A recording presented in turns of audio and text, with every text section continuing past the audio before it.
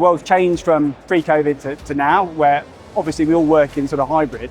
And within my company, it's been really challenging to actually address that, and people feel quite isolated outside of it.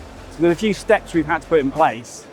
It all really comes down to the basics though. So it's setting up sort of forums, making sure line managers can establish really clear one-to-ones. Sometimes, you know, with the teams you've worked with, that some line managers are really good at having team meetings, some aren't. It's around establishing a really strong cadence in the line management. From a leadership perspective, the one thing that I've found is it's been absolutely critical post the sort of COVID sequence for me to run sort of big all hands calls and teams meetings and be absolutely clear on what the strategy is and the ways of working, but also using that as a mechanism to showcase good work we've done, bring people, individuals to the front, and all that type of stuff. The other part of it that we've had to set up is be much more reliant on communities. So I work within a big global SI, so it's very easy for teams to get lost within the bigger place. So we sort of set up security communities, which isn't just my team, it also sits in other areas in the Microsoft practice and the clouds, and starting to generate a sort of healthy dialogue between people. Today, sort of walking sort of around Infosec, it's very apparent that this is really technology heavy, and everyone gets into the detail and the technology. And someone who's probably more business sort of orientated, it's almost impossible to understand why one thing is better than the other. So the big thing with security, and I go back to sort of the data world of sort of 5-10 years ago, it's around starting to apply much more business level messaging that shows what is it we do, what is it we're really good at, and how does that add value. And I would challenge virtually every brand around here to have that message. Problem is, sometimes it's really difficult to simplify the message of what you're trying to achieve. But that is the one focus. And I think within my organization, I have lots of technical people work for me who have all of the depth.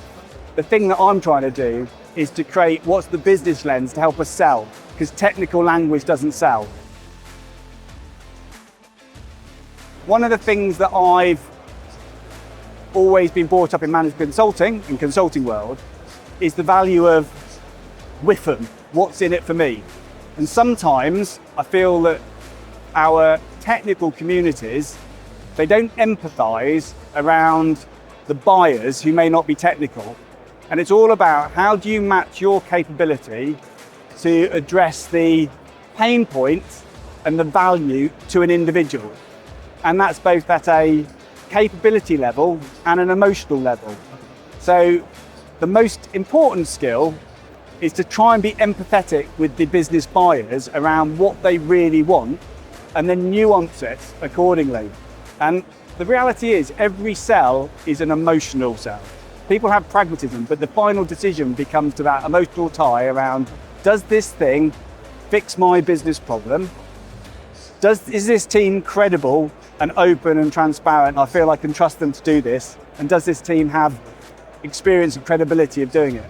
And once you start ticking those buckets, then you're sort of on the way to the sell.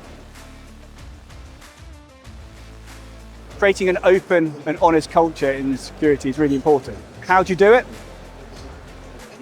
The reality is, with all these things, is all effective leaders lead by example.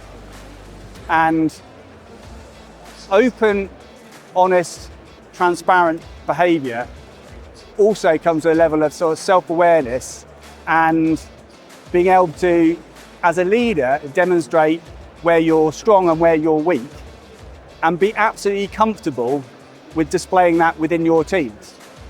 And that's around empowering people who know more than you and being able to generate a dialogue conversation where you are genuinely taking the advice and the steer from the individuals below and course adjusting your decisions on the basis of that.